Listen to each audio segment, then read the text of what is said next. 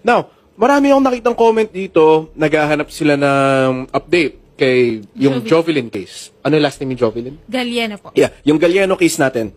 Kanina napag-usapan namin ng staff, no, and I was comparing it to our other cases. Yung Galliano case natin ngayon, medyo marami akong buhol na na-observe. First of all, yung status ng kalansay na nahanap. I have handled similar cases sa programa and sa private practice ko ng missing persons and paghahanap ng bangkay, no, ng mga tao nawawala. And it's very curious to me na yung period na nawala siya, let's say she died on the first day. So around about 20 plus days, bangkay na siya. She died on the first day she was missing. So let's presume that she was dead now for 25 days. 25 days kang patay, exposed to sunlight, exposed sa tubig, exposed sa animals. I don't think yung state of decay ng katawan niya matches yung timeline. In short, ang bilis naman naging dry bones nung nahanap. No, it might be a possibility na may hayop na nakakuha sa kanya and because of that naubos yung laman and dry bones na ang resulta. But still, we have to check for teeth marks sa bone. Kasi hindi masistrip ng animal yung laman ng buto unless yung ngipin niya tumama sa buto. So we should have to still check for teeth marks. Bakit ko ito nasasabi lahat? Ba't ako nag-update tungkol sa buto? Kasi bumalik ang isang test, no? And it shows nga na may match, DNA match kay Jovelyn Galliano. Ako, I don't think we should close it just like that.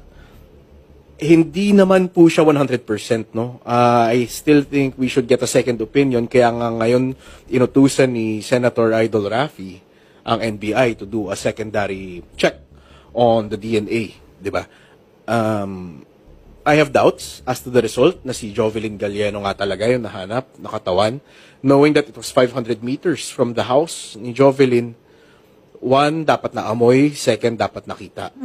500 meters is kitang-kita eh. Regardless kung nasa lapit lang na. Sobrang lapit na 500 meters sa residential area pa. And tama, nasa residential area, high traffic. I find it highly dubious na buto niya na nga yun. It's a shame na ganito yung nangyari investigation that we dragged it out for so long, that the police have dragged it out for so long. Pero I really have doubts as to the veracity of the data presented sa akin kasi nga the period does not match up. Period of decay ng katawan, months yan eh. Like I said, I have handled cases for this program where yung katawan nga ng bata natapon na sa ilog and identifiable pa rin by the features of the face, by the features of the body, na yung bata yun. Dito naman, it would seem na parang galing nga, sabi nga ni Donna kanina, parang galing sa museum. Di ba? It's dry bones, parang nahukay lang sa nicho and then nilagay doon to close the investigation prematurely. Anyway, ayoko masyadong bigay ng spoilers dahil i-discuss to ni Idol, I think on Thursday, pag lumabas na NBI results. And I would leave this case to his best discretion. Ganito kabigat na kaso must be handled by the head of this program, which is si Idol Rafi Tulfo. But my simple opinion is this, sa mga netizens natin naghahanap ng update, I don't think that those are the bones of Jovelyn Galliano. I think we should retest. And kung yung retest, bumalik na si Jovelyn ngayon, okay, I withdraw my opinion, di ba? I made a mistake, edi siya ngayon. Congratulations, case closed. Pero until that, I want to entertain every possibility that she's still alive. Maybe she's being kept, kaya nagpapalabas ng katawan para hindi nahanapin. That's a possibility. In a lot of kidnapping cases, magpapalabas ka ng false body para matapos yung hanap. And that way, you can keep the person indefinitely. Di ba? Baka ganun yung nangyari dito. Let's see. Mahirap paniwalaan sa akin. 25 days missing, buto na lalabas. I doubt. Unless tinunaw siya. Muriatic acid, possible. Pero it should show sa bone. Anyway, abangan niyo yan sa Thursday. Keep watching, please. Sa Thursday po, si Idol Rafi po magbibigay ng update sa ating lahat. Okay. And, pwede ko bang sabihin yan, yung nasa prompter? Ano yan? Okay.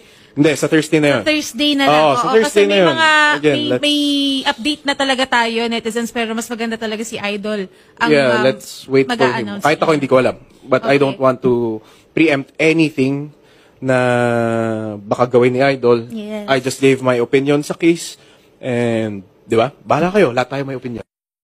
Now, marami akong nakitang comment dito. Naghahanap sila ng update kay yung Jovelyn case. Ano yung last name ni Jovelyn? Galliano po. Yeah, yung Galliano case natin.